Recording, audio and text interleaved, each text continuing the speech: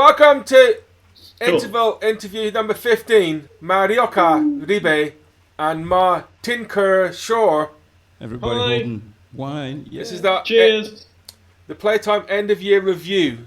Unfortunately, Graham Stephen is not able to be here. I'm going to stick a photo of him on the screen, just so that we keep him in our thoughts.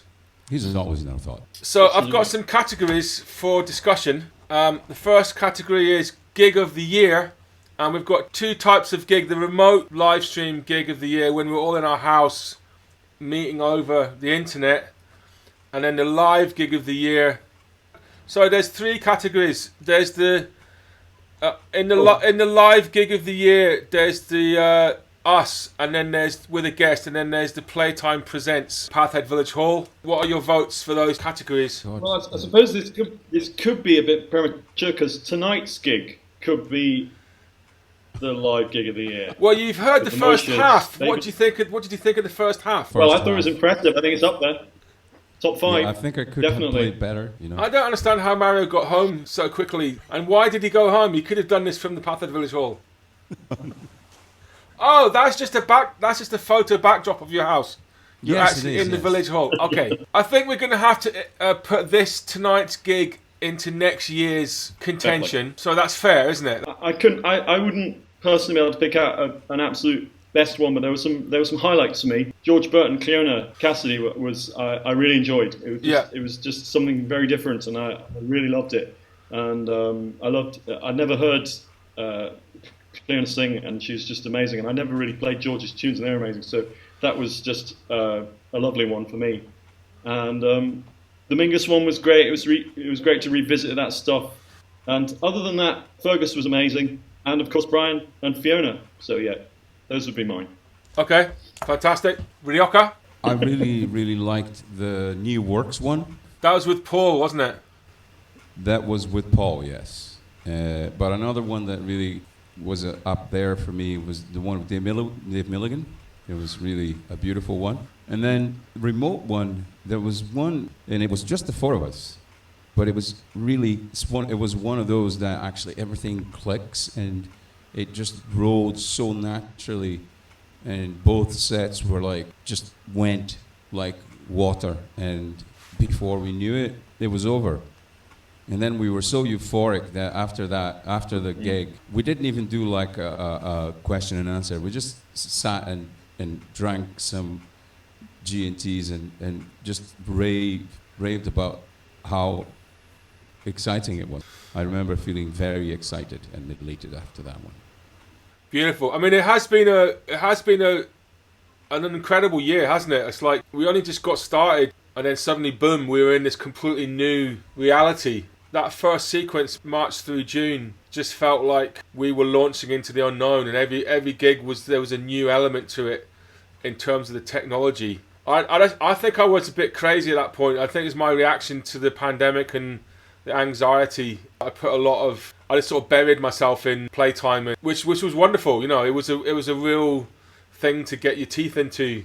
I really enjoyed the one with Sue McKenzie. I enjoyed all of them, so I can't really pick one out, but I enjoyed the one with Sue, and I enjoyed that whole sequence when we start off with just me and Graham, and we just start adding people, and it was miraculous the way that sort of worked. The one we did with Byron just last month was beautiful. I think if I had to pick one, I'd probably pick the one with Byron. We made a genuine musical connection with someone in another, in a city far away. I did love the Edinburgh Jazz Festival gig with Laura and Gina. I was going to say that was one of the highlights for me too. I think the playing was really amazing. I actually think the one that I enjoyed the most was Paul Tandro. I just thought he really brought fire, And I actually loved the one with Tom Gibbs too. I mean, George Burt, you they've all been wonderful. You and Conrad, they've all been wonderful, but a lot of the musicians haven't been playing for months. So when they've come to play with us, it's been like they've been let out of prison. So it's been a ridiculous year. But I thought Paul brought this sort of ferocious intensity to his playing, and there's some great tunes, and the Presents one. I agree with you totally, Marty. I thought Fergus were great, but Fiona was really special. Okay, so next category, audience member of the year. Oh, well, we all know who that will go to. Yeah, that's an easy one, isn't it? Yeah. Oh, really? Yeah. I think there's quite a few contenders. Well, I mean, I think there's I a thought clear winner. I thought the question was the funniest audience member of the year. Well, in which there surely is no contest. The most interactive. There's one who's funny and interactive, and he's always there, and he's always into it, and he's always up for any of the things that we do, which is obviously the best thing that you want from an audience member, and so I think Ivan takes the pineapple for me. Yeah, Ivan Clark, for sure. Great. Really? Ivan Clark, you're the audience member of the year. So. There's some notable runners-up. I think Simon Tumir has been a source of ridiculous humour throughout the entire year. And Simon's amazing. I mean, it's not. We're not trying to dismiss any of the other wonderful members, and they are of course not. all wonderful and important. And Simon, Jazzy Catherine, who has Jazz and Nickel. Well, I mean, the thing about Jazz and Nickel is that she's a great musician, as is Simon, traditional musician. She also hates jazz, so she's been tuning in every fucking week. And then Adrian and Caroline. Caroline, Blair, all the wonderful people that used. I mean, they all used John Bishop. Yes. There's so many people. We're probably missing some people out. I'll add some names in, but thank you. We should say thank you so much for the support. Yes, because of course they're all amazing. And one of the worst things of this pandemic was the fact that mentally everyone was challenged in so many ways in terms of uncertainty. What is the purpose of what you do if we don't make enough money? Why do we do what we do? Especially if you play, especially if you play an instrument that most people can't hear because it's too low. I know, but they can all feel it, baby. They can all feel it. Maybe they don't hear, but they feel it. Okay, so next category, best Aberdonian guitarist. Oh, Martin, this is to you. What do you think? Oh, there's so many to choose from. I don't know. It would be wrong to single one out. I feel just too many choices. Actually, I think we're almost straying into the best/worst joke territory here in terms of Aberdeen's greatest achievement. Okay, so what's your thoughts on the best/worst joke of the year? Well, I think for me that was probably the best one. It just every time. I know you say it every gig, but it does make me laugh every time. I remember when we were rehearsing for Paul's live stream gig that he did, and he made a joke about B&Q. So his joke was that this guy phones up B&Q and asks the guy on the other end of the line, how big's the queue outside the shop? And the guy says, "Oh, about the same size as the bee."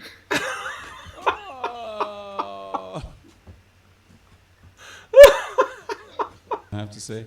I also thought Paul's "fuck Boris" sign during the remote live stream was a highlight. It was powerful. That was great. Yeah.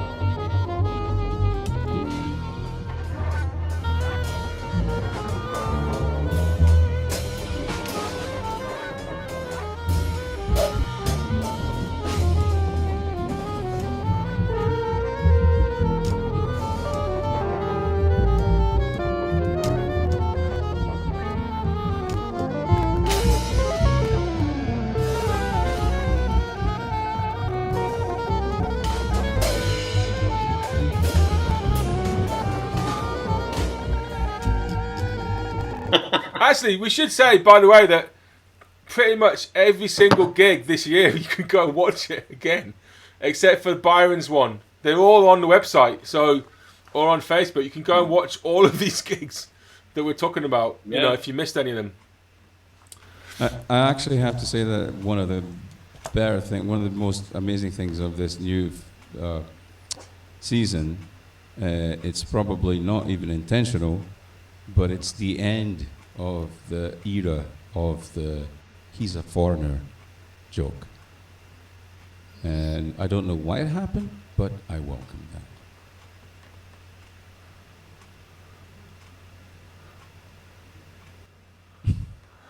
So you mean...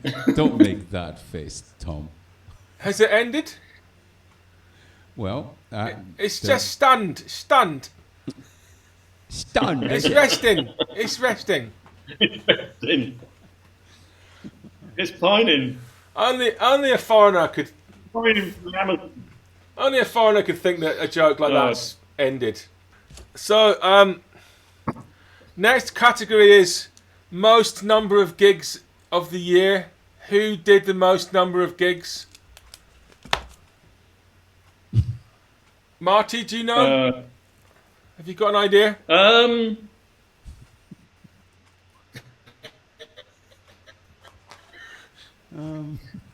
only missed quite a few. You know, I mean, I had that problem with my ear, so I had to miss a week.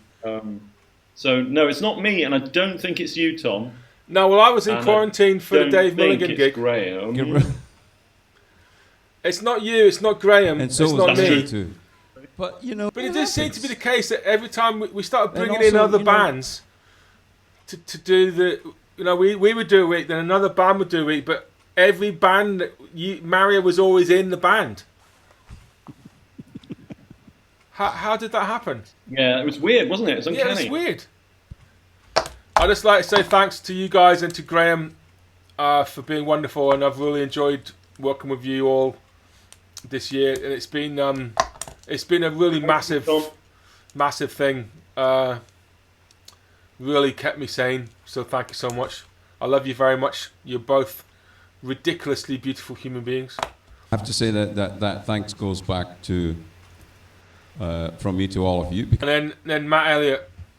And Matt Elliott, Jesus, what a legend! If it wasn't for, I mean, I remember the first gig we did in your living room with Matt, and he was already like doing everything. So he was like, "Who is this guy? That's amazing." He bought into the whole thing. He lives literally across the street from me, like directly across the road.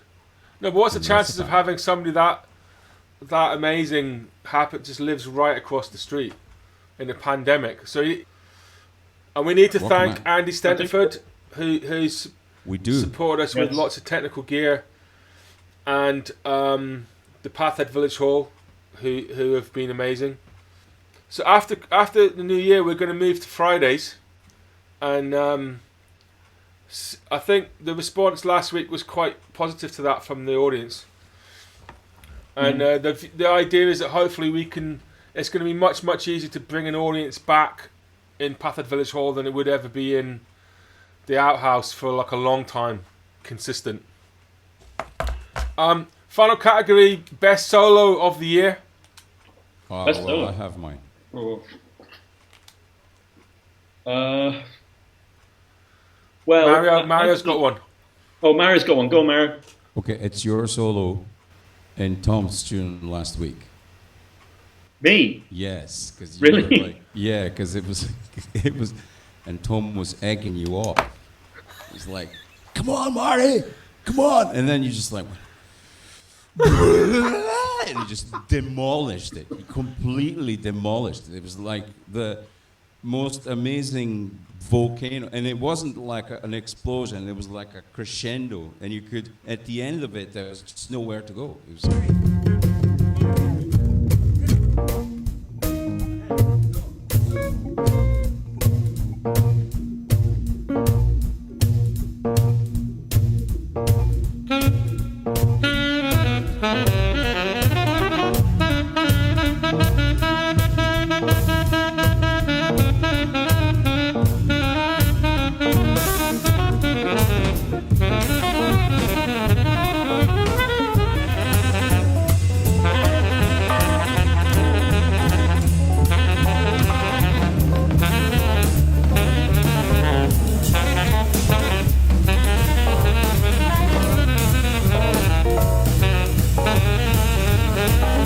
Energy, it was just fucking amazing. It was unbelievable. Yeah, best solo of the year. I have to say, I had it the same one. Really? Yeah. Oh, come on. Yeah, seriously. Oh, I'm touched that you both enjoyed it. I'm really. Would you like to thank anyone? I mean, obviously, Tom for egging me on in such a powerful way that drew that response. I think for me, actually, not wanting to get too much of a kind of threesome loving, my two favourite. Well, the first for me would be the one that you did with George Burt, Tom. That we put up. It was just one of those kind of perfect combinations of kind of musicians where you were both like so completely in exactly the right zone.